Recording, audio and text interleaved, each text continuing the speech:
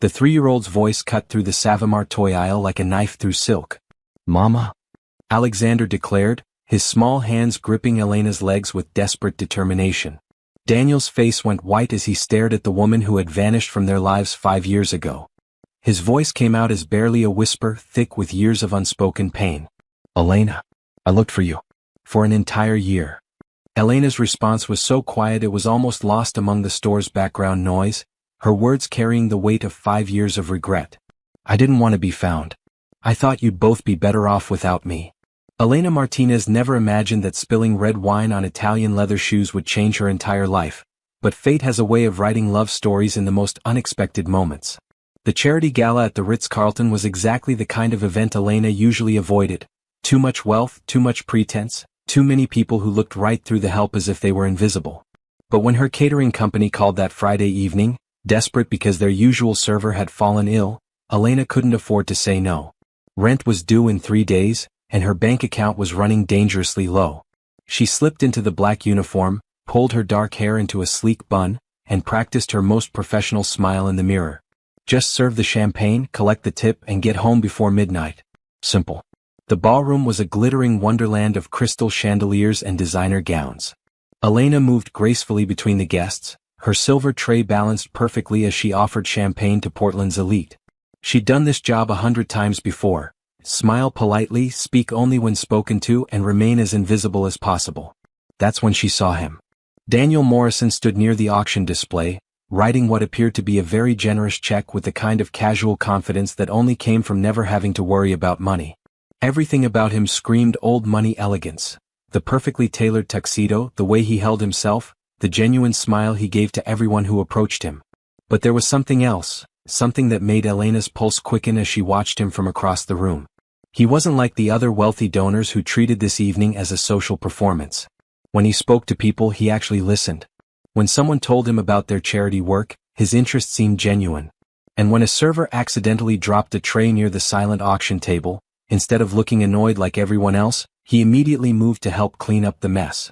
Elena was so busy studying this intriguing stranger that she didn't notice the elderly woman who stepped directly into her path. The collision was inevitable. Crystal glasses crashed to the marble floor in a symphony of shattering glass, and Elena watched in horror as red wine splashed across Daniel's pristine shoes like drops of liquid shame. The entire section of the ballroom seemed to freeze. Conversations halted mid-sentence. All eyes turned toward the catastrophe unfolding in real time. "I'm so sorry," Elena whispered, her face burning with humiliation as she dropped to her knees, frantically trying to clean the wine stain with cocktail napkins. Her hands were shaking so badly she could barely hold the napkin steady. "I'm so sorry. I'll pay for the cleaning, Don't worry about it," came a voice from above her, warm and surprisingly amused. Elena looked up, expecting to see anger or disgust in his eyes. Instead, she found herself staring into the kindest brown eyes she'd ever seen, eyes that held no judgment, no irritation, just genuine warmth. "They were getting too comfortable anyway," Daniel said with a smile that made Elena's heart skip several beats. That was the moment Elena Martinez fell in love, though she wouldn't admit it to herself for weeks to come. Daniel Morrison was supposed to write his check, make his obligatory small talk, and leave early like he always did. Charity galas were business obligations, not social pleasures. But something about the way this beautiful woman looked at him, not with the calculating interest he usually encountered, but with genuine mortification over an accident, made him want to stay. "Let me help you up," he said, extending his hand. Elena hesitated for just a moment before taking it, and the spark that passed between them when their skin touched was undeniable. Daniel felt it too. The way his eyes widened slightly told her everything she needed to know. "I really am sorry about your shoes," Elena said once she was standing, acutely aware that she was still holding his hand. "I'm not," Daniel replied, and the way he said it made Elena's breath catch in her throat. The attraction between them was immediate and overwhelming. Elena had dated before, but never had she felt this kind of magnetic pull toward another person. Standing there in her server's uniform, surrounded by shattered glass and the lingering scent of expensive wine, she felt more alive than she had in years. Welcome back to Mr. Ashbourne Golden Narratives, where love stories unfold in ways that will leave you breathless. I'm absolutely thrilled you're here, and to my incredible subscribers, thank you for making this channel a place where hearts connect through storytelling. Now, let's get back to the story. I'm Daniel, he said, still holding her hand. Elena, she managed, her voice barely above a whisper. Elena, he repeated as if testing how her name felt on his tongue. That's beautiful. If someone had told Elena that morning that she'd spend the evening talking to one of Portland's most eligible bachelors, she would have laughed. But somehow, after the catering staff had cleaned up the broken glass and Elena had been given a stern warning about being more careful, Daniel Morrison appeared at her side again. I know this might sound crazy, he said, his confidence seeming slightly shaken for the first time that evening, but would you maybe want to get coffee sometime? When you're not working, I mean. Elena stared at him, certain she'd misheard. Men like Daniel Morrison didn't ask women like her out for coffee. They lived in completely different worlds, his filled with board meetings and investment portfolios, hers with double shifts and past due notices. Are you serious? She asked. Dead serious, Daniel replied, and the sincerity in his voice made her heart race. Within 3 months they were inseparable. Within 6 months, Elena had practically moved into Daniel's penthouse apartment, though she kept her own place out of stubborn independence. They were polar opposites in so many ways. She was impulsive where he was methodical, emotional where he was logical, chaotic where he was organized, but somehow they balanced each other perfectly. Daniel loved how Elena could make him laugh until his sides ached, how she cried during commercials with sad music, how she sang off-key in the shower and didn't care who heard her. Elena loved Daniel's quiet strength, his thoughtfulness, the way he remembered every story she told him and asked follow-up questions days later. They were building something beautiful together, something neither had expected to find but both desperately needed. What they didn't know was that their greatest test was still coming, and it would either destroy them completely or forge them into something unbreakable. 2 years of loving Daniel Morrison had taught Elena that fairy tales could exist in real life, but she never expected hers to begin with 2 pink lines on a pregnancy test. She stared at the plastic stick in the bathroom of Daniel's penthouse, her hands trembling as the reality sank in. They'd been careful but not careful enough, and now everything was about to change. Fear and excitement warred in her chest as she tried to imagine telling the man she loved that their lives were about to become infinitely more complicated. Daniel was in his study, reviewing quarterly reports when Elena appeared in the doorway, still wearing her pajamas, the pregnancy test hidden behind her back. Daniel, she said, her voice shaky with nerves. He looked up immediately, concern flickering across his features. What's wrong? You look pale. Elena took a deep breath, stepped into the room and placed the test on his desk without saying a word. Daniel's eyes moved from her face to the test, then back to her face. For a moment that felt like an eternity he said nothing. Elena's heart hammered against her ribs as she watched him process the information. Then in one fluid movement, Daniel stood up, walked around the desk and pulled Elena into his arms. Marry me, he said, still holding the pregnancy test in one hand and her face in the other. Daniel, we don't have to, Elena started, but he cut her off with a kiss so tender it made her knees weak. We don't have to, he agreed when they broke apart, his forehead resting against hers. I want to. I've wanted to since that night you spilled wine on my shoes and looked at me like I might fire you on the spot. Elena laughed through the tears she hadn't realized were falling. You could have. Never, Daniel said with such conviction that Elena believed him completely. Elena Martinez, will you marry me? Will you let me love you and this baby for the rest of our lives? The proposal wasn't planned, there was no ring, no romantic setting, just Daniel Morrison asking her to be his wife while wearing his old college t-shirt in his study at 8 o'clock on a Tuesday morning. Was perfect. Yes, Elena whispered. Yes, of course, yes. The wedding planning became a whirlwind of excitement and morning sickness. Elena had always imagined a small ceremony, but Daniel wanted to celebrate their love properly. They compromised on an intimate garden ceremony at his family's estate, with just 50 of their closest friends and family members. Elena's dress had to be altered twice as her body changed, but Daniel told her every day that she'd never looked more beautiful. He meant it. There was something about Elena pregnant with his child that made his chest swell with pride and love so intense it sometimes took his breath away. The ceremony itself was magical. Elena walked down an aisle lined with white roses and baby's breath, Daniel's eyes never leaving her face. When she reached him, he took her hands and whispered, "You're glowing." "That's just the morning sickness," Elena whispered back, making him laugh despite the emotional moment. Their vows were simple but heartfelt. Daniel promised to love Elena through every challenge, every joy, every moment of uncertainty that lay ahead. Elena promised to trust Daniel with her heart, to build a family with him, and to never let fear keep her from loving him completely. When the officiant pronounced them husband and wife, Daniel's kiss was gentle and reverent, as if he was afraid she might disappear if he held her too tightly. Elena melted into him, thinking that this was what happiness felt like: complete, overwhelming, and absolutely perfect. The reception was held in the same garden, strung with fairy lights as the sun set behind them. Elena had never felt more loved, more cherished, more certain that she was exactly where she belonged. Daniel barely left her side all evening, his hand constantly on her growing belly, his eyes full of wonder every time the baby moved. "I can't believe we're going to be parents," Elena said as they swayed together during their first dance. "I can't believe you're mine," Daniel replied, spinning her carefully. Elena grinned. "I like the sound of that." The honeymoon in Italy was cut short when Elena's morning sickness intensified, but Daniel didn't complain. Instead, he arranged for a private doctor to meet them at the villa, ensuring Elena had everything she needed to be comfortable. They spent their days lounging by the pool, Daniel reading business reports while Elena sketched baby room designs, both of them talking endlessly about their future. "What if I'm terrible at this?" Elena asked one afternoon, her hand resting on her expanding belly. "At what?" "Being a mother. What if I don't know what I'm doing?" Daniel set down his papers and pulled Elena closer. "Then we'll figure it out together. That's what partners do. They learn as they go and help each other when things get tough." Elena believed him. In that moment, with the Italian sun warming her skin and Daniel's arms around her, she believed they could handle anything life threw at them. The pregnancy wasn't easy. Elena's morning sickness lasted well into her second trimester, leaving her exhausted and often unable to keep food down. Daniel rearranged his entire schedule to be home more, hired a housekeeper and a chef, anything to make Elena's life easier.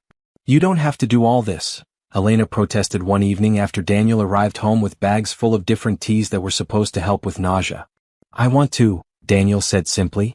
"You're carrying my child, Elena. The least I can do is make sure you're comfortable." He drove her to every doctor's appointment, held her hand during ultrasounds, and talked to her belly every night before they went to sleep. When they found out they were having a boy, Daniel cried actual tears of joy. "Alexander," Elena said, watching Daniel's face light up. "If that's okay with you."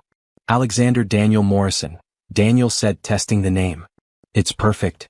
As Elena's due date approached, they transformed the spare bedroom into a nursery. Daniel assembled the crib himself, despite Elena's teasing that he could afford to hire someone. He wanted to build his son's first bed with his own hands, he said. It was important. Elena painted a mural on one wall, a gentle forest scene with rabbits and deer that she hoped would give Alexander peaceful dreams.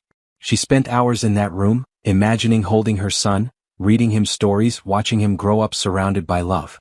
The nursery became Elena's sanctuary during those final weeks of pregnancy. She would sit in the rocking chair Daniel had bought, her hands on her belly, talking to Alexander about all the adventures they would have together. She told him about his father's kindness, about how lucky he was to be born into so much love, about how she couldn't wait to meet him. But in those final weeks before Alexander's birth, ignorance was bliss. Elena Morrison was happy, healthy, and completely unprepared for the darkness that was waiting just around the corner. Alexander Daniel entered the world at 3:47 a.m. on a rainy Thursday in October, his first cry piercing the silence of the delivery room like a declaration of life itself. Elena had labored for 14 hours, her hand gripping Daniel so tightly she was sure she'd broken something, but the moment the doctor placed their son on her chest, every ounce of pain disappeared. "He's perfect," Daniel whispered, his voice thick with emotion as he stared down at their son. Alexander was indeed perfect. 10 fingers, 10 toes, a head full of dark hair like his father's, and when he finally opened his eyes, they were the same striking green as Elena's. "Look at him, Daniel," Elena breathed, tears streaming down her face as she traced Alexander's tiny features with her finger. "Look what we made." Daniel leaned down and pressed a gentle kiss to Elena's forehead, then another to Alexander's tiny head. "I love you both so much it scares me," he admitted. Those first few days in the hospital were a blur of visitors, flowers, and learning how to care for their newborn son. Daniel barely left Elena's side, sleeping in the uncomfortable hospital chair and insisting on helping with every diaper change, every feeding, every moment of fussing. The nurses kept commenting on what a devoted father he was, how lucky Elena was to have such support. Elena felt lucky. Exhausted, overwhelmed, and slightly terrified, but incredibly lucky. Bringing Alexander home was both thrilling and terrifying.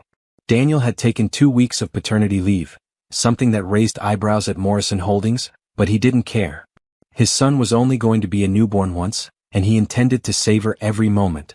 "I can't believe he's ours," Elena said one afternoon as they sat together on the couch, Alexander sleeping peacefully in Daniel's arms. "I can't believe how natural you are at this," Daniel replied, watching Elena organize the seemingly endless supply of baby items scattered around their living room. "You were worried about being a bad mother, but look at you. You anticipate his needs before he even cries." Elena smiled, but something flickered in her expression, a shadow so brief that Daniel almost missed it. "What is it?" he asked gently. "Nothing," Elena said quickly. "Just tired. Everyone says newborn exhaustion is normal." Daniel accepted the explanation because it made sense. They were both running on 3 hours of sleep a night, surviving on coffee and the pure adrenaline of new parenthood. Of course Elena was tired. But by the third week the exhaustion felt different. Elena would find herself staring at Alexander while he slept, not with the wonder and love she expected, but with a growing sense of panic. What if she dropped him? What if she forgot to feed him? What if something happened to him while she was sleeping? The worries started small and grew larger each day. Elena began checking on Alexander multiple times throughout the night, even when he wasn't crying, just to make sure he was still breathing.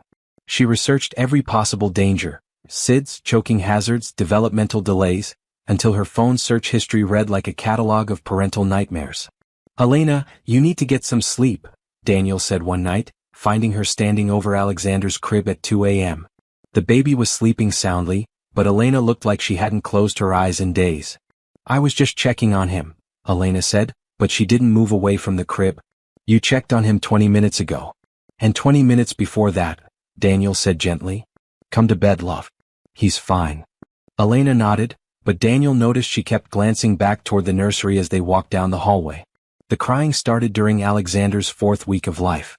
Not his crying, Elena's. She would be folding his tiny clothes or preparing a bottle, and suddenly tears would stream down her face for no reason she could identify.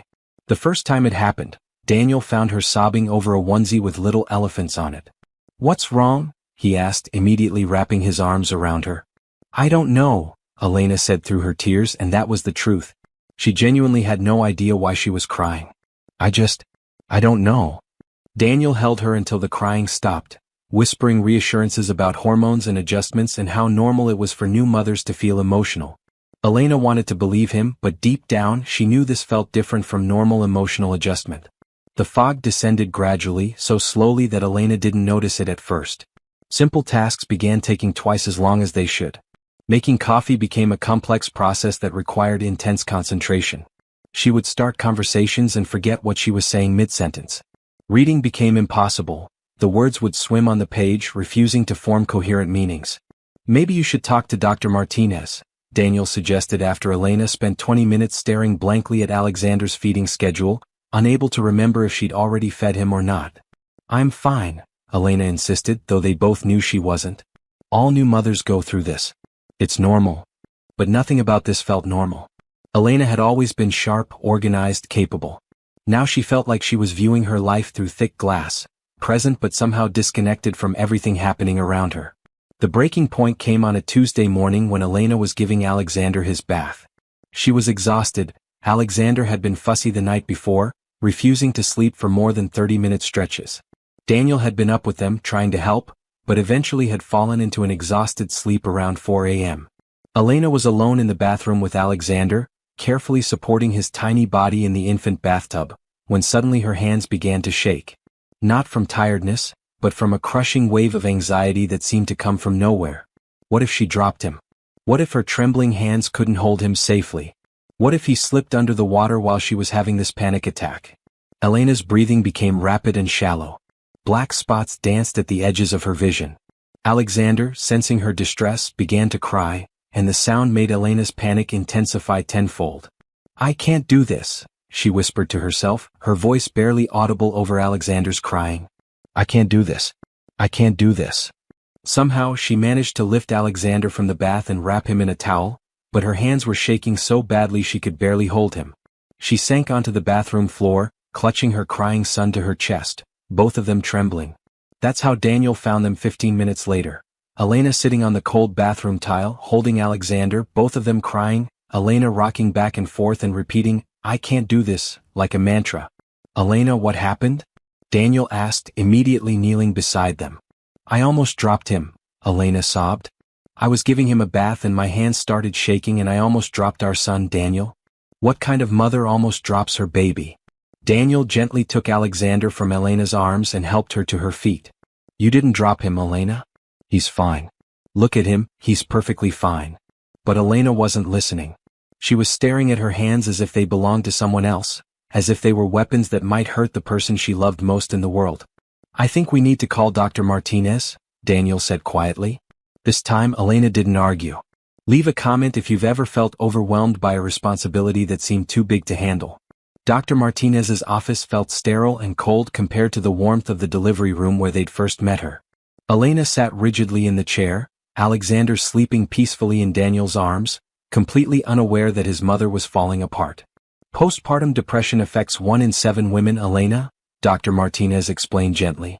What you're experiencing, the anxiety, the crying, the feeling disconnected, these are all common symptoms. The important thing is that you're here now, ready to get help. Elena nodded, but inside she felt like a failure.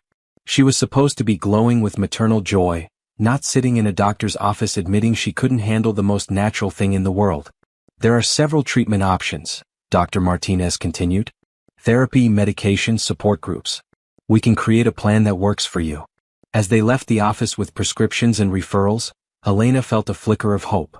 Maybe this was fixable. Maybe she could become the mother Alexander deserved, the wife Daniel needed. Maybe love really could conquer everything, even the darkness growing inside her mind. The medication came in a small orange bottle with Elena's name printed in clinical black letters, a tangible reminder that she wasn't the woman she used to be. Daniel watched her take the first pill with the kind of careful attention he usually reserved for board meetings, as if his vigilance alone could ensure the medication worked. How do you feel? He asked after her first week on the antidepressant. Elena considered the question carefully. The crushing weight on her chest had lightened slightly, and she'd managed to shower without crying for 3 days in a row. But there was something else, something harder to explain. Different, she said finally. Like I'm watching myself from outside my body. Better, I think, but also muted. Daniel nodded as if he understood, though Elena could see the worry lines deepening around his eyes. He'd been researching postpartum depression obsessively, reading medical journals late into the night after Alexander's bedtime. Elena knew because she would lie awake listening to him type, the soft clicking of keys like a lullaby of concern. The therapy sessions with Dr. Rebecca Chen were held in a cozy office filled with soft lighting and strategically placed tissue boxes. Dr. Chen was patient and kind, asking gentle questions that somehow managed to unlock emotions Elena didn't even know she was carrying. Tell me about your relationship with your own mother, Dr. Chen said during their third session. Elena's chest tightened. She died when I was 16. Cancer. That must have been incredibly difficult. She was everything to me. After Dad left when I was 8, it was just the two of us. She taught me how to be strong, how to take care of myself. Elena's voice cracked slightly. Sometimes I think about how she'd never get to meet Alexander, and I wonder if I'm failing her by not being stronger. Dr. Chen made a note in her pad. Do you think your mother would want you to suffer in silence? The question hit Elena like a physical blow. Her mother, Maria Martinez, had been fierce and loving, the kind of woman who made everything better just by being present. She would have hated seeing her daughter struggle alone. No, Elena whispered. She would have told me to ask for help. And yet here you are asking for help. That sounds pretty strong to me. Meanwhile, Daniel was fighting his own battle. At Morrison Holdings, he tried to maintain his usual composed demeanor, but his assistant noticed he was distracted during meetings, checking his phone constantly for updates from the nanny they'd hired to help Elena during the day. Is everything all right at home? His business partner, Marcus, asked after Daniel missed his third important call of the week. Daniel hesitated. He and Elena had agreed to keep her depression private, not wanting to burden others or invite unwanted advice. But the isolation was wearing on him too. Elena's having a difficult time adjusting to motherhood, Daniel said carefully. She's getting professional help, but it's harder than I expected. Marcus nodded sympathetically. My sister went through something similar after her second kid. It gets better, but it takes time. Time felt like the enemy. Daniel watched Elena struggle every day, and despite the medication and therapy, progress seemed frustratingly slow. Some days were better than others, but the bad days were devastating. Elena would spend hours crying for reasons she couldn't articulate, or sit in Alexander's nursery staring at him with an expression Daniel couldn't read. I love him, Elena said one evening as if she needed to convince herself as much as Daniel. I do love him, Daniel. But sometimes when I look at him all I can think about is how I might mess him up. How I might not be enough for him. Daniel sat beside her on Alexander's nursery floor, where she'd been watching their son sleep. Elena, you're an amazing mother. Look at him, he's healthy, he's happy, he's growing perfectly. But what if that changes? What if I do something wrong and hurt him? What if my depression damages him somehow? These conversations happened almost nightly now, Elena spiraling into worst-case scenarios while Daniel tried desperately to anchor her to reality. He suggested support groups for new mothers, and Elena attended a few sessions but came home feeling worse. They all seem so together, Elena told Daniel after her third group meeting. They talk about feeling overwhelmed or tired, but none of them seem to feel like they're drowning. None of them seem to hate themselves the way I do. You don't hate yourself, Elena. You're sick and sickness distorts everything. But Elena wasn't convinced. The medication had helped with the crying and some of the anxiety, but it hadn't touched the core belief that had taken root in her mind. She was fundamentally broken and everyone around her would be better off without her. Daniel arranged for additional help. A night nurse twice a week so Elena could get uninterrupted sleep. A housekeeper to manage the cleaning, meal delivery services so Elena didn't have to worry about cooking. Every problem he could solve with money he solved, but the problems inside Elena's mind remained untouchable. I feel like I'm failing him, Daniel confided to Dr. Chen during the family session she'd recommended. Elena had agreed reluctantly, and now sat beside him looking like she'd rather be anywhere else. How are you failing him? Dr. Chen asked. I can't fix this. I can fix business problems, I can solve logistical issues, I can hire people to help with practical matters. But I can't fix what's happening in Elena's head, and I can see her getting worse despite everything we're trying. Elena's hands clenched in her lap. I told you that you can't fix me, Daniel. This isn't something that money can solve.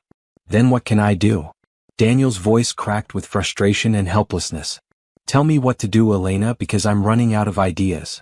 The session ended with more questions than answers, and Elena felt even more convinced that she was a burden too heavy for anyone to carry. If you've ever felt like you're drowning while everyone around you is breathing normally, drop a heart in the comments. Mental health struggles can make us feel incredibly alone, but Elena's story reminds us that healing isn't linear, and sometimes the people who love us most feel just as helpless as we do. Alexander, meanwhile, continued to grow and develop, blissfully unaware of the storm raging around him. At 3 months old, he was beginning to smile more, to recognize faces, to show the early signs of the personality that would define him. Elena treasured these moments of connection with her son, but they were often overshadowed by her fear that she was somehow damaging him with her depression. Look, Elena, Daniel said one morning, holding Alexander up so she could see him better. He's smiling at you. Look at how much he loves you. Elena did look, and Alexander's face lit up with pure joy at seeing his mother. For a moment, the fog in Elena's mind cleared, and she felt the fierce maternal love that had been buried under layers of self-doubt and medication. Hey baby boy, she whispered, taking Alexander from Daniel's arms. Mama loves you so much. These moments of clarity were precious but fleeting. They gave Elena hope that maybe she could be the mother Alexander needed, but they also made the dark moments feel even darker by comparison. The support network Daniel had built around them was impressive. Elena's therapist, their pediatrician, the night nurse, the housekeeper, Elena's meditation app, the postpartum support group she'd reluctantly joined. On paper, Elena had everything she needed to recover. But recovery wasn't a formula that could be solved by adding the right elements. It was messy and unpredictable, with setbacks that felt catastrophic and progress that came in frustratingly small increments. I'm trying so hard, Daniel, Elena said one night after a particularly difficult day. I'm taking the medication, I'm going to therapy, I'm doing the breathing exercises, I'm following every piece of advice everyone gives me. But I still feel like I'm failing. Daniel pulled her close, and Elena could feel his heart beating fast against her cheek, evidence of his own stress and worry. You're not failing, love. Healing takes time. But what if I don't heal? What if this is just who I am now? What if Alexander grows up thinking his mother is this broken, sad person who can't even enjoy being with him? These fears weren't entirely irrational. Elena could see how her depression was affecting their family dynamic. Daniel was walking on eggshells around her, trying to anticipate her needs and prevent her bad days. The spontaneity and joy that had once defined their relationship had been replaced by careful management of Elena's mental state. Even worse, Elena was beginning to see her own fears reflected in Daniel's eyes.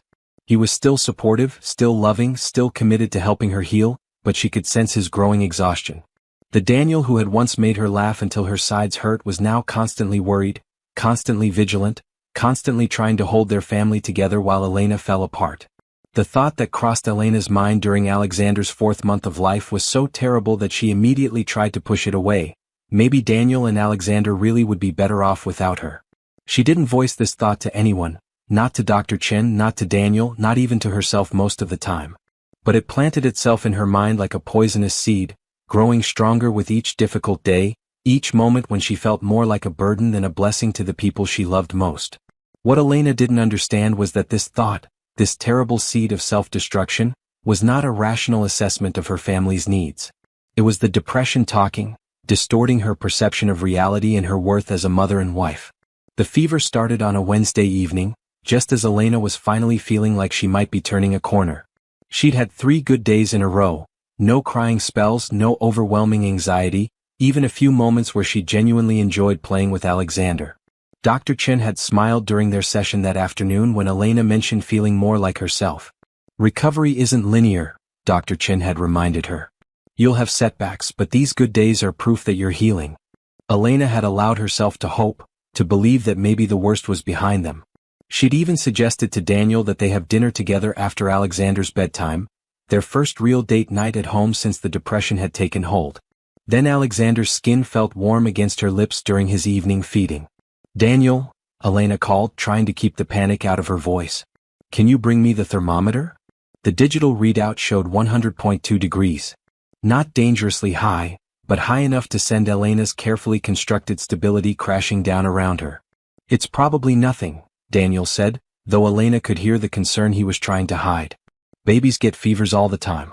Let's just keep an eye on it. But Elena was already spiraling into every medical website she'd memorized during her darkest anxious nights. Fevers in infants could mean anything. Simple viruses, ear infections, or the terrifying possibilities that lived in the darkest corners of parental nightmares. They called the pediatrician's after-hours line. Dr. Patel's calm voice came through the speaker, asking routine questions about Alexander's symptoms, his feeding, his alertness. Everything seemed normal except for the fever. Give him infant acetaminophen and monitor his temperature, Dr. Patel advised. If it goes above 102 or if he shows any other concerning symptoms, bring him to the emergency room. Otherwise, I'll see you in my office first thing tomorrow morning. Elena nodded along with the instructions, but inside her mind she was already catastrophizing. What if the fever spiked during the night? What if Alexander had something serious that they weren't catching? What if her maternal instincts were so broken by depression that she couldn't properly care for her sick child? He's going to be fine, Daniel said, rubbing Elena's shoulders as they watched Alexander sleep in his crib. The fever reducer had helped, and their son seemed comfortable, but Elena couldn't shake the feeling that disaster was lurking just around the corner. You don't know that, Elena whispered. We don't know what's wrong with him. Elena, love, you're spiraling. This is the anxiety talking, not rational thought. But Elena was already too far gone to hear him. Every small sound Alexander made in his sleep sent her into a panic. Was that breathing too fast? Too shallow? Was that whimper normal or a sign of distress? She stayed awake all night, checking Alexander's temperature every hour, watching his chest rise and fall, analyzing every movement for signs of worsening illness. Daniel dozed fitfully in the chair beside the crib, waking every time Elena got up to check their son. At 2 a.m. Alexander's temperature spiked to 103 degrees. Elena's scream woke Daniel immediately. Daniel, wake up. His fever, it's 103. We have to go to the hospital right now. The drive to the emergency room passed in a blur of Elena's sobbing and panicked rambling. What if we waited too long? What if something happens to him? What if this is my fault? What if I gave him something? What if I didn't notice the symptoms soon enough? What if? Elena, breathe, Daniel said, one hand on the steering wheel, one hand trying to comfort her. He's going to be okay. We're getting him help. But Elena was hyperventilating, her breath coming in short, sharp gasps that made her dizzy. In her arms, Alexander fussed restlessly, his little body warm with fever, and Elena was convinced she was watching her world collapse in real time. The emergency room was a maze of bright lights and urgent voices. A triage nurse took Alexander's vitals while Elena answered questions through her tears, each query feeling like an accusation of her failure as a mother. How long has he had the fever? When did you first notice he was warm? Has he been eating normally? Any other symptoms? Elena's answers came out in a jumbled rush of self-blame and terror. I should have noticed sooner. I should have brought him in earlier. What if I waited too long? What if? Ma'am, the nurse said gently, you brought him in as soon as his fever spiked. You did exactly what you should have done. But Elena couldn't hear the reassurance. All she could hear was the voice in her head telling her that a good mother would have prevented this somehow, that a healthy mother wouldn't be falling apart when her child needed her to be strong. Dr. Williams, the emergency room pediatrician, was thorough and kind. She examined Alexander carefully while Daniel held him and Elena paced the small exam room, wrapping her arms around herself as if she could hold her breaking pieces together through sheer will. It appears to be a viral infection, Dr. Williams announced after what felt like hours. Very common in infants. His lungs sound clear, no signs of bacterial infection, no dehydration. The fever should break within 24 to 48 hours. Elena's knees nearly gave out. He's okay? He's going to be fine, Dr. Williams confirmed. Keep giving him the fever reducer, make sure he's staying hydrated, and follow up with your pediatrician tomorrow. This is very routine, I promise. Relief should have flooded through Elena, but instead she felt something worse than fear. She felt rage. Rage at herself for falling apart over something routine. Rage at her broken mind that had turned a common childhood illness into a catastrophic emergency. Rage at the depression that had stolen her ability to be the calm, competent mother Alexander deserved. As they sat in the hospital room waiting for Alexander's discharge papers, Elena watched Daniel cradle their son with the kind of steady calm she used to possess. Alexander had fallen asleep against his father's chest, his fever already beginning to break, completely trusting that the adults in his life would take care of him. That trust felt like a weight Elena could no longer carry. I saw myself tonight, Elena said quietly, her voice barely audible over the hospital's ambient noise. What do you mean? Daniel asked, still gently rocking Alexander. When I thought we might lose him, I saw what I really am. Elena's words came out flat and lifeless. I'm not strong enough for this, Daniel. I'm not good enough for him. Daniel's eyes snapped to her face. Elena, you're having a hard time right now, but that doesn't mean. Look at me, Elena interrupted, her voice rising slightly. Look at what happened tonight. Alexander had a common fever and I completely fell apart. I was hyperventilating, sobbing, convinced he was dying. What kind of mother does that? A mother who loves her child and was scared, Daniel said firmly. Elena, you're sick. The depression is distorting how you see everything, including tonight. But Elena was already shaking her head. No, Daniel. I saw who I really am when the crisis hit. I'm weak. I'm broken. I'm the kind of mother who makes everything worse instead of better. The drive home from the hospital was silent except for Alexander's peaceful breathing from his car seat. Elena stared out the window at the pre-dawn darkness, a terrible clarity settling over her thoughts. Tonight had been a test and she had failed spectacularly. A good mother would have remained calm and rational. A good mother would have comforted her child instead of adding to the chaos with her panic. A good mother wouldn't have made Daniel manage both a sick baby and a hysterical wife. Elena had seen the exhaustion in Daniel's eyes tonight, the way he'd had to divide his attention between Alexander's needs and Elena's breakdown. She'd watched him be strong for both of them while she contributed nothing but additional stress and worry. The poisonous seed that had been growing in Elena's mind for months suddenly bloomed into a terrible, crystal-clear conviction. Her family would be better off without her. Not because she didn't love them, she loved them more than her own life. But because her love wasn't enough to overcome her brokenness, and her brokenness was hurting the two people who mattered most to her. I'm sorry, Elena whispered as they pulled into their driveway. For what? Daniel asked, turning off the car. For tonight. For falling apart when you needed me to be strong. For making everything harder. Daniel reached over and took her hand. Elena, you don't have anything to apologize for. We got through it together and Alexander is fine. That's all that matters. But Elena had already made her decision. As they carried Alexander inside and put him back in his crib, as Daniel held her and promised that tomorrow would be better, as they tried to salvage what was left of the night, Elena was planning her goodbye. She told herself it was an act of love, removing the broken piece of their family so the healthy parts could flourish. She told herself that Daniel would be relieved, that Alexander would be better off with a father who could be strong instead of a mother who fell apart at every challenge. She told herself many things that night, but none of them were true. They were the lies depression tells when it wants to destroy the thing you love most. Not just your life but your ability to see clearly that your life has value, that your presence matters, that the people who love you would rather weather any storm with you than face clear skies without you. Elena spent the rest of that night watching Alexander sleep, memorizing his face, trying to convince herself that leaving him was the greatest gift she could give. By morning, her decision was final. Elena waited until the house fell into its deepest silence before she began to move. Daniel was sleeping beside her, one arm instinctively reaching toward her side of the bed even in unconsciousness. Alexander hadn't stirred in 2 hours, his fever finally broken, his breathing steady and peaceful in the nursery down the hall. This was the moment, when the people she loved most were safe, comfortable, unaware of the devastation she was about to unleash upon their lives. She slipped from the bed with practiced silence, her bare feet making no sound on the hardwood floor. In the closet, she retrieved the small suitcase she'd hidden behind winter coats earlier that evening while Daniel was giving Alexander his bath. She'd packed only essentials, a few changes of clothes, her grandmother's jewelry box, the small amount of cash she'd been quietly saving from household money over the past few weeks. Everything else would stay behind.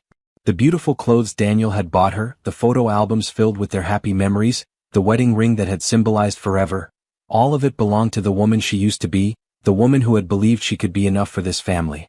Elena moved through their bedroom like a ghost, collecting the last pieces of her old life. She paused at Daniel's dresser, where a photo from their wedding day sat in a silver frame. In the picture, she was radiant with joy, Daniel's arms around her, both of them laughing at something the photographer had said. They looked so young, so certain that love could conquer anything. Elena touched the glass with trembling fingers, memorizing every detail of their faces before she turned away. In the kitchen, Elena sat at the island where she and Daniel had shared countless meals, countless conversations about their future together. The note she'd written and rewritten a dozen times lay before her, each word carefully chosen to explain the unexplainable. Daniel, you and Alexander deserve so much better than what I can give you. I've tried to get better, we've tried everything, but I'm not getting stronger, I'm getting worse. Every day I stay, I'm hurting him more. Every day I stay, I'm failing him in new ways. Last night proved what I've known for months but couldn't admit. I am not the mother Alexander needs. When he needed me to be strong, I fell apart. When he needed comfort, I added chaos. You had to take care of both of us, and that's not fair to either of you. You're an amazing father and an amazing man. Alexander needs that. He needs stability and strength and love without conditions. He needs someone who won't fall apart when he needs them most. I know you'll try to find me. Please don't. This is the only gift I can give both of you, removing the broken part of this family so the rest can heal. You'll be able to give Alexander everything he deserves without having to manage my illness too. Tell him his mama loved him more than her own life. Tell him she left because she loved him, not because he wasn't enough. Because he is everything, Daniel. He is perfect and beautiful and deserving of so much more than I could ever give him. Take care of each other. Be happy. You both deserve happiness more than anyone I've ever known. I love you both more than my own life. That's why I have to go. Elena.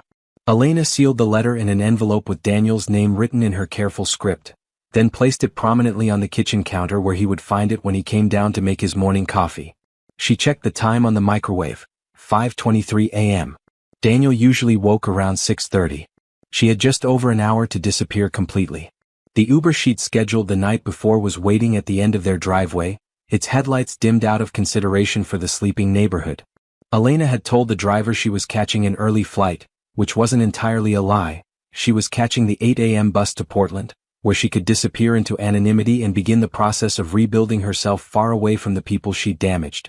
As the car pulled away from the house she'd called home for 3 years, Elena didn't look back. She couldn't bear to see the windows of the nursery where Alexander slept, unaware that his world was about to change forever. She couldn't bear to see their bedroom window, where Daniel would wake in a few hours to find half his heart missing. The bus station was nearly empty at dawn, populated only by shift workers heading home and travelers beginning long journeys to distant places. Elena bought her ticket with cash, chose a seat in the back of the bus, and watched Seattle disappear behind her as they pulled onto the interstate. This was what love looked like sometimes, Elena told herself as the miles stretched between her and her family. Love wasn't always staying. Sometimes love was knowing when to leave. Sometimes love was sacrificing your own heart so the people who mattered most could have better lives. She repeated this to herself like a mantra as the bus carried her toward an uncertain future, trying to drown out the voice in her head that whispered she was making the biggest mistake of her life. Meanwhile, at 6:47 a.m., Daniel Morrison descended the stairs of his home with the same routine he'd followed every morning for months. Start the coffee, check on Alexander, maybe grab a few extra minutes of quiet before their son woke up demanding breakfast and attention. The white envelope on the kitchen counter wasn't part of his routine. Daniel approached it slowly, Elena's handwriting on the front sending an immediate spike of dread through his chest. People didn't leave notes on kitchen counters unless something was very wrong. He read it once quickly, the words not quite registering. Then he read it again, more slowly, each sentence hitting him like a physical blow. "No," he said aloud to the empty kitchen. "No, no, no." He ran upstairs, taking the steps 3 at a time, hoping against hope that this was some kind of nightmare, that Elena would still be in their bed, that the note was just anxiety-induced catastrophizing that would seem silly in the morning light. But their bedroom was empty, Elena's side of the bed cold. Her closet was mostly bare, her toiletries gone from the bathroom, even the small jewelry box that had belonged to her grandmother, gone. Daniel sank onto their bed, the note trembling in his hands. From down the hall, Alexander began to cry, waking up for his morning feeding completely unaware that his world had just been turned upside down. For the first time since Alexander's birth, Daniel realized he was going to have to handle morning feeding time alone. Not because Elena was sleeping in or taking a shower or having a bad depression day. Because Elena was gone and she wasn't coming back. As Alexander's cries grew more insistent, Daniel forced himself to stand up, to walk to the nursery, to lift his son from the crib with hands that shook with shock and heartbreak. "It's okay, buddy," he whispered, though nothing about their situation was okay. "Daddy's here. Daddy's got you." But as he warmed Alexander's bottle with trembling hands, Daniel felt the crushing weight of single parenthood settling on his shoulders. He was now responsible for raising their son alone, for being both mother and father, for somehow filling the Elena-shaped hole that her departure had left in both their lives. The woman he loved, the mother of his child, had decided that loving them meant leaving them. And Daniel had no idea how to survive that level of abandonment, let alone help his son grow up without ever knowing his mother's embrace. But Alexander needed him, and need was sometimes stronger than heartbreak. So Daniel Morrison began his first day as a single father, one feeding at a time, one diaper change at a time, one moment at a time. It was the only way he knew how to survive what Elena had left behind. Portland, Oregon became Elena's sanctuary and her purgatory all at once. The studio apartment she rented in the Southeast Division was a far cry from the luxury penthouse she'd shared with Daniel. 700 square feet of worn hardwood floors, a kitchenette that barely deserved the name, and windows that looked out onto a parking lot instead of the Seattle skyline. But it was hers, and more importantly, it was far enough away that she couldn't accidentally run into reminders of the life she'd abandoned. The first 6 months were the darkest period of Elena's life. Without Daniel's support system, without the financial security that had cushioned her depression, she hit rock bottom in ways she hadn't imagined possible. She worked double shifts at Mel's Diner on Division Street, serving coffee and pancakes to hipsters and construction workers while fighting the constant urge to ask customers if she could borrow their phones to call home. Home. The word had lost all meaning.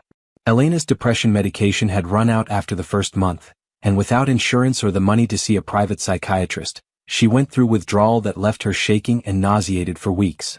The therapist at the community health center had a 6-week waiting list, and Elena spent those weeks working, sleeping, and trying not to think about Alexander's first smile, his first laugh, all the milestones she was missing. "You seem like someone running from something," observed Marcus, the night cook at Mel's, during one of Elena's darkest weeks. He was a recovering addict with kind eyes and no interest in judging anyone's past. "Isn't everyone?" Elena replied, refilling his coffee cup during the slow 3 a.m. shift. "Maybe. But most people running from something bad. You look like you're running from something good, and that's a whole different kind of hell." Marcus was right, though Elena couldn't admit it yet. She wasn't running from abuse or danger or anything that had hurt her. She was running from the people who loved her most, which made every day feel like she was betraying her own heart. The breakthrough came during her 7th month in Portland, when Elena found herself standing on the Morrison Bridge at midnight, staring down at the dark water and seriously considering whether anyone would miss her if she disappeared completely. The thought of Alexander growing up without ever knowing what happened to his mother was the only thing that stopped her from climbing over the railing. That night, Elena walked herself to the emergency room at OHSU and told them she was having suicidal thoughts. It wasn't easy, admitting you want to die to strangers who might judge you, who might think you're weak or selfish or broken beyond repair. But it was the first step toward acknowledging that running away from her problems hadn't solved them. Dr. Sarah Kim, the psychiatrist who saw Elena in the ER, was direct but compassionate. Depression lied to you when it told you that leaving your family was an act of love. Depression lies about everything: your worth, your impact on others, your ability to heal. But the fact that you're here tonight means you're ready to start fighting back. Elena nodded through her tears. I don't know how to fight back. I don't even know where to start. We start with keeping you alive tonight. Everything else we figure out one day at a time. The process of rebuilding herself was painstakingly slow. Elena started with a new medication regimen, this time carefully monitored and adjusted under Dr. Kim's supervision. She attended group therapy sessions at the hospital, then individual counseling sessions with a sliding scale therapist who understood trauma and postpartum depression. For the first time, Elena began to understand that her depression wasn't a character flaw or a sign of weakness. It was an illness that had hijacked her brain chemistry and convinced her that destruction was love, that absence was presence, that abandonment was protection. You didn't leave because you didn't love them, her therapist, Dr. Rachel Santos, explained during one session. You left because the depression made you believe that love meant removing yourself from their lives. That's not rational thinking, that's illness thinking. Learning the difference between her thoughts and her depression's thoughts became Elena's full-time job. She got her GED, enrolled in community college classes, and slowly began to rebuild her sense of self-worth. She volunteered at a crisis nursery on weekends, helping other mothers who were struggling with postpartum mental health issues. Working with those mothers, seeing their pain, their guilt, their desperate love for children they felt unequipped to care for, finally helped Elena understand what she'd done to herself and her family. These women weren't bad mothers or weak women. They were sick mothers who needed help, not judgment. If she could see their worth so clearly, maybe her own worth wasn't as absent as she'd believed. Meanwhile, 3,000 miles away, Daniel Morrison was learning how to be a single father while running a multimillion-dollar company and pretending his heart wasn't completely shattered. The first year was survival mode. Daniel hired the best nanny agency in Seattle, arranged for backup childcare, and essentially built a small army of support around Alexander. But no amount of professional help could fill the specific void that Elena's absence had created. Alexander was a happy baby, then a curious toddler, and Daniel threw himself into fatherhood with the same intensity he'd once reserved for business deals. He learned to braid hair by watching YouTube videos, just in case Alexander inherited Elena's thick locks. He researched child development obsessively, read every parenting book ever written, and tried to be both mother and father in ways that left him exhausted and often overwhelmed. "Dada, where mama?" Alexander asked when he was old enough to form the words, and Daniel's heart broke a little more each time. Daniel had decided early on that he wouldn't poison Alexander against Elena, no matter how angry or hurt he felt. "Mama loves you very much, but she's sick and had to go away to get better," became his standard response. "When Mama come back?" Alexander would ask. "I don't know, buddy. But Daddy's here and Daddy loves you enough for both of us." Daniel kept photos of Elena around the house, carefully chosen pictures from their happiest times, before the depression had stolen her smile. He wanted Alexander to know his mother's face, to understand that he came from love, even if that love had been interrupted by illness. The private investigators Daniel hired in the first year found nothing. Elena Martinez had effectively disappeared, leaving no digital footprint, no paper trail, no forwarding address. She'd taken only cash when she left, closed her social media accounts, and seemed to have vanished into thin air. After the first year of fruitless searching, Daniel forced himself to stop. Alexander needed a father who was present and engaged, not one who was obsessing over a woman who had chosen to leave them both. By Alexander's second birthday, Daniel had established new routines and rhythms. Their life wasn't what he'd planned, but it was stable and full of love. Alexander was a bright, energetic child who loved trucks and dinosaurs and had an infectious laugh that reminded Daniel painfully of Elena. As Alexander grew older, his questions about Elena became more sophisticated. "Why did Mama get sick? Will I get sick like that too? Did Mama leave because I cried too much when I was a baby?" Each question was a knife to Daniel's chest, but he answered them all with patience and honesty. "Sometimes people's brains get sick just like their bodies get sick. It had nothing to do with you, Alexander. You were perfect then and you're perfect now." Daniel channeled his pain into something productive by establishing the Morrison Foundation for Maternal Mental Health, funding research and support programs for families affected by postpartum depression. If he couldn't fix his own family, maybe he could help other families avoid the same tragedy. The foundation's work brought him into contact with women who'd survived postpartum depression, and their stories helped him understand Elena's struggle in ways he hadn't been able to when he was in the middle of it. These women talked about the overwhelming guilt, the distorted thinking, the genuine belief that their families would be better off without them. For the first time, Daniel began to understand that Elena hadn't left because she didn't love them. She'd left because her illness had convinced her that leaving was love. Understanding didn't erase the pain, but it transformed his anger into something more complex. Grief for Elena who'd been lost to illness, sadness for the years they'd missed as a family, and a quiet, persistent hope that someday somehow she'd found her way back to herself. Neither Daniel nor Elena knew that fate was about to intervene in the form of a 3-year-old boy's uncanny ability to recognize his mother's eyes in a toy store, but the foundations for healing had been laid in both their separate lives. Sometimes love means letting go. Sometimes it means holding on. And sometimes, it means being ready for second chances that arrive when you least expect them. Elena's life in Portland had settled into a comfortable rhythm by the time Alexander turned 3. She'd completed her associate degree in early childhood development, found steady work at Savamart that offered decent benefits and flexible scheduling, and even started dating a kind social worker named Michael who understood her past without judging it. She'd built a good life, not the life she'd originally planned, but a life that felt sustainable and honest. The sharp edges of her grief had softened into a manageable sadness, and she'd learned to carry her love for Daniel and Alexander without letting it destroy her progress. But she still followed their lives from a distance. Elena had memorized Daniel's company website, checking it monthly for news updates that might include photos of Alexander. She knew about the Morrison Foundation for Maternal Mental Health, had even donated anonymously to its research fund, her small contributions a way of honoring the family she'd left behind. Every year on Alexander's birthday, Elena would visit the children's hospital where he'd been born, making a donation in his name and spending a few minutes in the chapel, sending up prayers for his health and happiness. She told herself this was enough, this distant love, this careful attention that never crossed into actual contact. That Tuesday afternoon in November started like any other workday.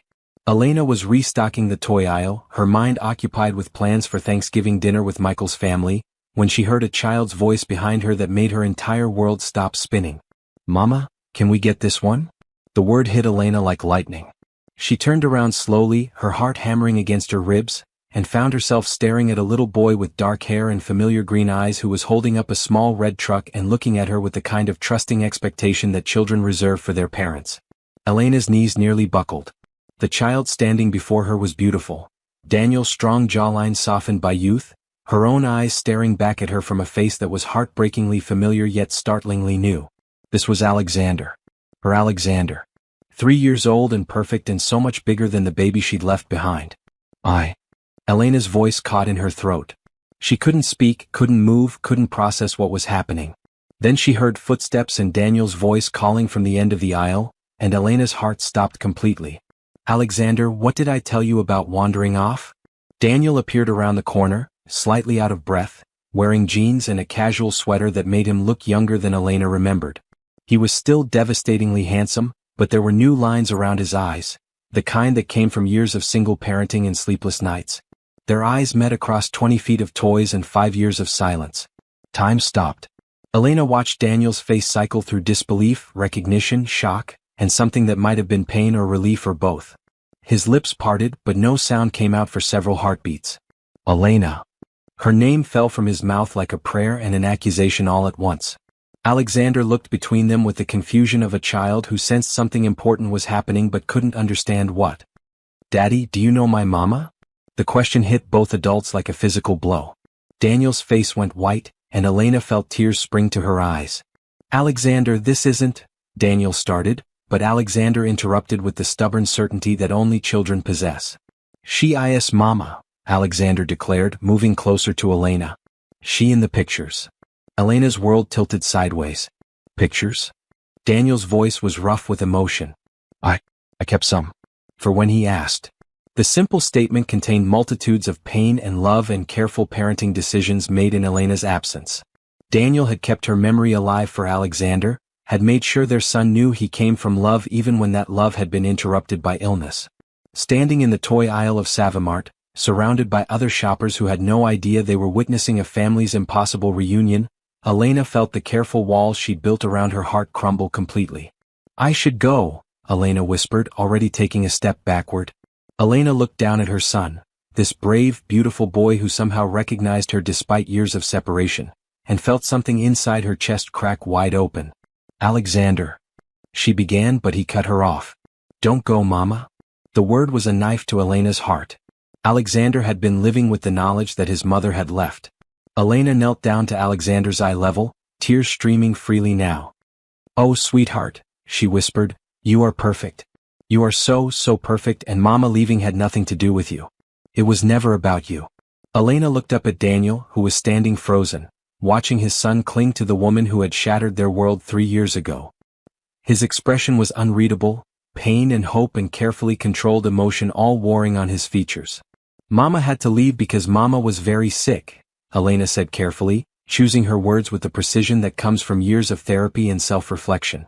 And I thought you and Daddy would be happier without me. Alexander turned to look at his father, his small hand still gripping Elena's shirt as if she might disappear if he let go. Were we happier, Daddy? The question hung in the air between them like a bridge that none of them were sure was strong enough to cross. Daniel opened and closed his mouth several times, clearly struggling with how to answer. Finally he spoke, his voice barely above a whisper. We missed you every day. The admission hung between them, changing everything and nothing all at once. They were still the same 3 people who had been separated by illness and fear and the terrible decisions that depression makes seem logical. But they were also different. Older, changed by their separate journeys, carrying wisdom and scars that hadn't existed before. 20 minutes later, they found themselves in the Savamart Café, the most unlikely venue for a family reunion imaginable. Alexander refused to let go of Elena's hand, his small fingers intertwined with hers as if he could anchor her to their lives through sheer determination. You work here? Daniel asked, nodding toward Elena's name tag, and Elena could hear him trying to process this new information. His wife, the woman he'd shared a penthouse with, now working retail in Portland. For 2 years now, Elena confirmed. Before that I was getting better. Learning how to be healthy. Daniel nodded slowly. I looked for you. For the first year, I hired investigators. They found nothing. I didn't want to be found, Elena said quietly. I thought you'd be better off. Alexander, apparently unconcerned with the adult conversation swirling around him, piped up with the matter-of-fact delivery that only children could manage. Did Daddy tell you I asked about you? Every birthday and Christmas and sometimes just regular days. Elena's eyes filled with tears again. What did you ask? If you were coming back. If you were okay. If you still loved me even though you left.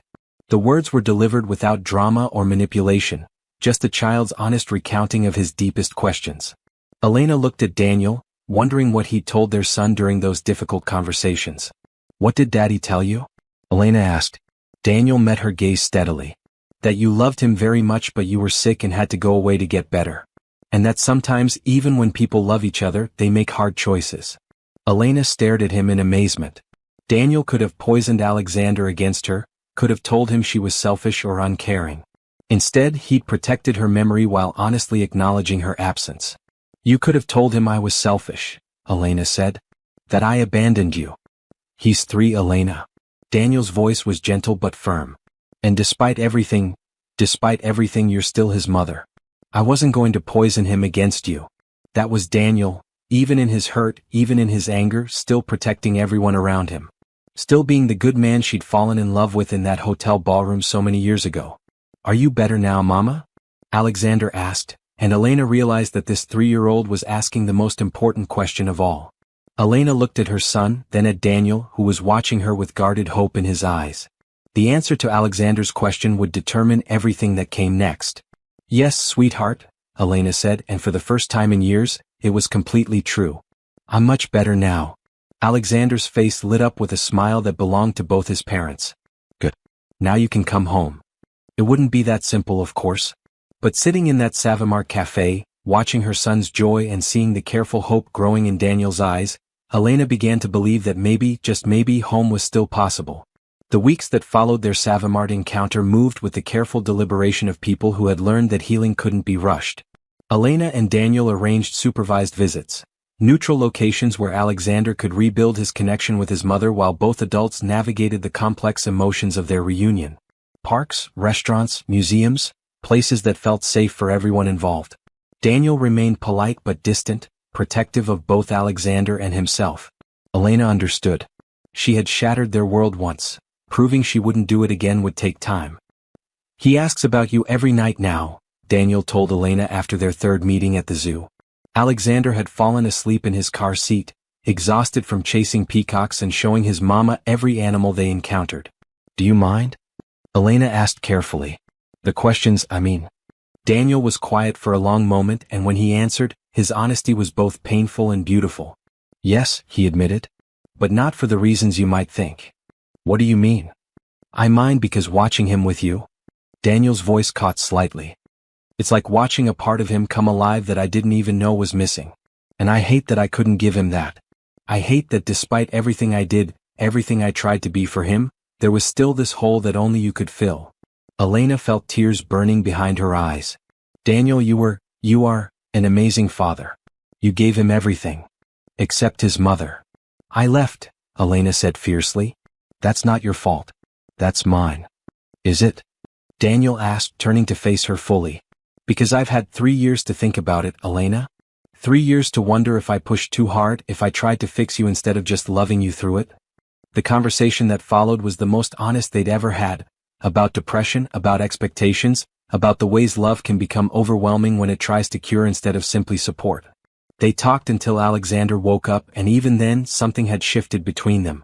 The breakthrough came 6 weeks after their reunion. Alexander had fallen asleep in Elena's arms at the park, and Daniel was watching them with an expression Elena couldn't quite read. He's never slept like that with anyone else, Daniel said quietly. Not with nannies, not with my mother, not even with me most of the time. But with you he just settles. Elena looked down at her son, peaceful and trusting in her embrace, and felt the last of her self-doubt begin to dissolve. Elena, Daniel continued, his voice careful but determined. I need to say something, and I need you to let me finish.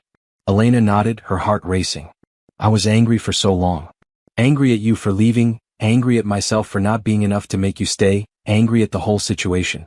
And that anger, it kept me safe. It kept me from having to admit how much I missed you. Elena stayed silent, hardly daring to breathe. But watching you with Alexander these past weeks, seeing how much you've changed, how much you've healed. Daniel's voice broke slightly. I see the woman I fell in love with. Not the sick version of her, not the scared version, but the real Elena. The one who cries at puppy commercials and sings off-key and makes everything better just by being in the room. Elena's tears were falling freely now. And I realized that the woman I've been angry at for 3 years isn't even the same person sitting here now, Daniel continued. You're not the same person who left us.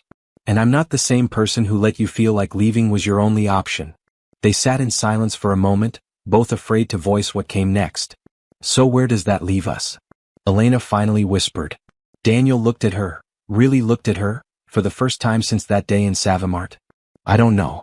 But I know that Alexander needs both of us. And maybe we owe it to ourselves to find out if we can be a family again. A different kind of family than we were before, but a family. Are you sure? Elena's voice was trembling. Because I can't. I can't survive losing you both again if this doesn't work. Daniel reached over and took her free hand, careful not to wake Alexander sleeping between them. Then we make sure it works. We do the therapy, we take it slow, we build something stronger than what we had before.